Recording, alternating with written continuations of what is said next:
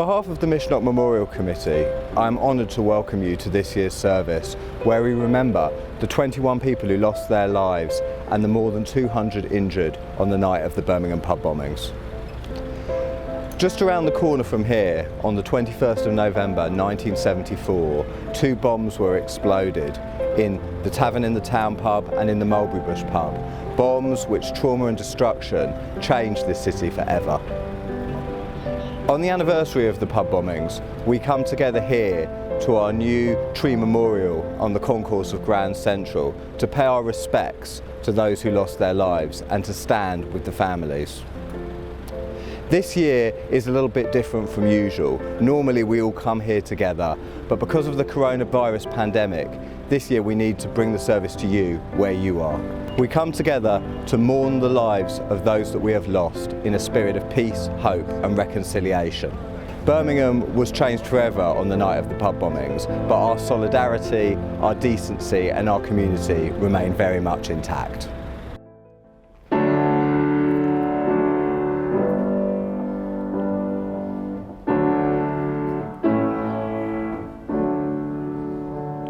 On the 21st of November,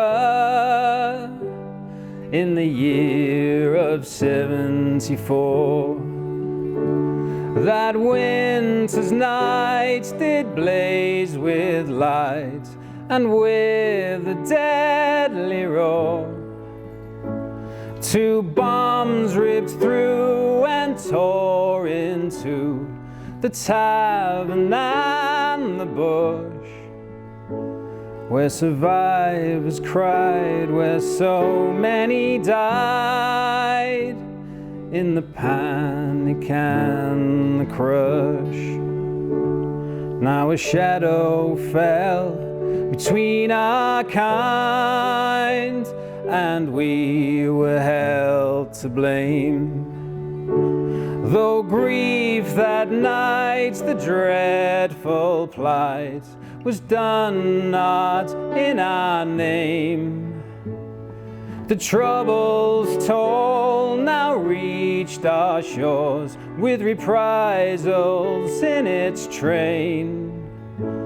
With our heads held low, bore insult and blow, until sanity reigned again. Now those years have passed and there's peace at last between the Saxon and the Gaels. In the shade of these memorial trees, I pray that peace prevails.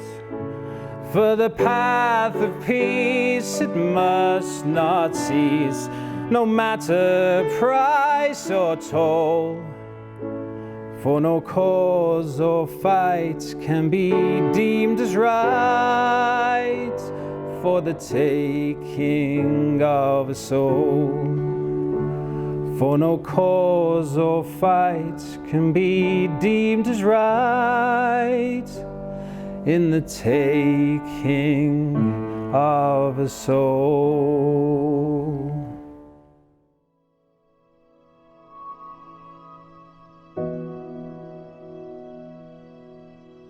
Last year, a critic questioned the inclusion of divinity during my reading. With deference to my critic, I say this: death and pain and grief is a diabolical trinity respecting neither nation nor political boundaries. Such anguish should unite us all, yet seek so often to divide us. To my critic, I offer one word, a word which has motivated us through many an impasse, and that word is dokas, hope, to bring about a cessation to the indiscriminate killings on both sides of any political or national divide. To examine with our hearts rather than our eyes, to see the complex rather than the tainted obvious. Where others fail or refuse to comprehend, the hopeful can lead the way. Hope is to see our world free from terms like collateral damage and acceptable losses. Acceptable to whom? Certainly not the grieving families like so many here tonight and the world over. Terms like the Troubles, the bombing campaign, Bloody Sundays and hunger strikes, respectfully confined to the pages of history and never returning to haunt us again. Hope is not just wanting peace, but wanting peace with justice. Hope is to heed the wisdom of a visionary who once trod and went on to renounce a path of political violence, stating, "The war is over. There's no future in the use of arms. That day is done. It's over and gone." And if someone that infamous can change, then there is indeed hope for us all. I say to my critic, do not condemn me for embracing the tenets of my Trinal prophet, who showed, despite his agonies, the forgiveness of his foes and the pursuit of everlasting peace, and made hope, dochas, a divine inspiration for us all.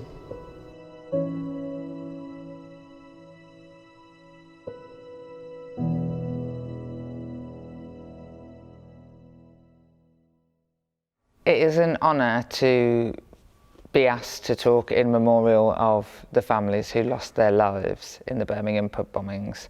I only wish that we could be together as we have been in previous years, but obviously this year it has to be different, and yet we're still here to remember. It is really important that we think about how those events shaped our city, and that we don't forget the lives that were lost on that fateful evening. As somebody who grew up in Birmingham, the story of the pub bombings is part of our history. It is something that is in the DNA of our city, and most people can tell a story about a family, a friend, somebody they knew who worked to help people on that evening, who were in town on that evening. And so it is an important part of our history, and for too long the lives of the victims were not memorialised, and I'm pleased to say that that is no longer the case, thanks to the brilliant work of the families themselves, of the Birmingham Irish community, and of all who've been involved in making sure that these events can go on. It's really important that we continue to gather, to remember, and to fight for justice, because what happened on the streets here in our city shouldn't be forgotten, and we should stand always in solidarity with the families who lost loved ones and still today have very few answers.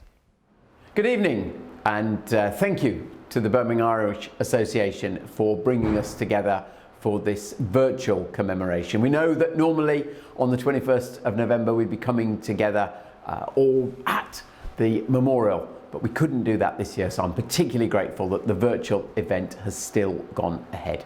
Because what we're remembering tonight was, of course, a terrible murder that occurred in this city 46 years ago, and our hearts always go out to the family and friends who lost loved ones. But it's also important tonight just to remember what we are thinking about, and particularly for the younger generations in Birmingham to remember, because the principle is so important, that everyone in this city has a right to coexist irrespective of their faith, their background, and no one should face the terrible incidents that we saw back in 1974. So it's quite right that the battle for justice has gone on, because that's the principle. Justice must always be done, and we must never, ever face a similar event again.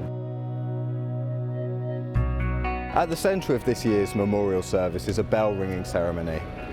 Tonight we are going to ring this bell 21 times in memory of those who lost their lives in the pub bombings.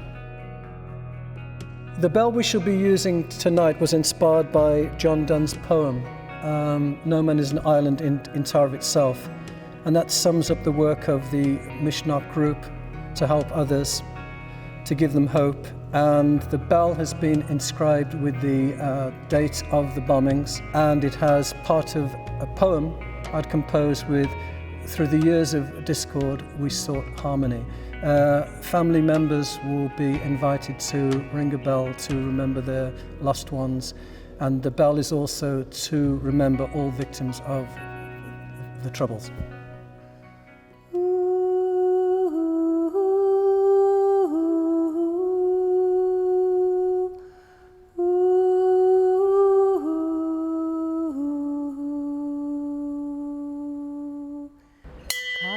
Neil Tommy Marsh, 16.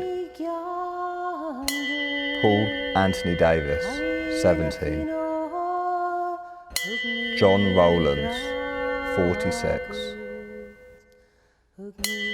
Michael William Beasley, 30. Stanley James Bodman, 47. James Caddick, 56. John Clifford Jones, 51. Charles Harper Gray, 44. Pamela Joan Palmer, 19. Maureen Ann Roberts, 20.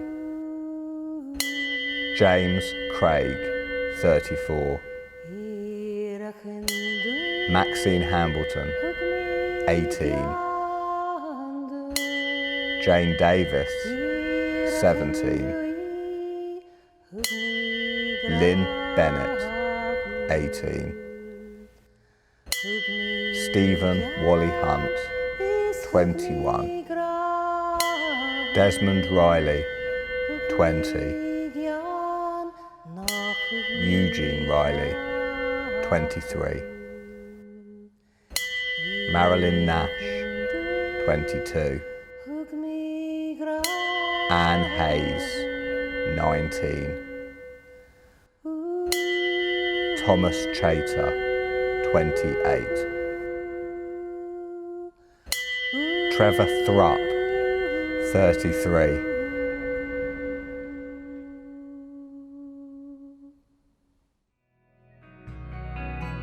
On behalf of the Missionok Memorial Committee, I would like to thank you for joining us for this year's service. First and foremost, we'd like to thank the families of the victims of the bombings. As usual, we're inspired by your bravery and your determination, and we are proud to stand in a spirit of solidarity with you here tonight. I would like to thank my Missionok colleagues, Maureen Slattery-Marsh, Rishdad Sinclair, for their hard work, and Maurice Malone and the Birmingham Irish Association for their support.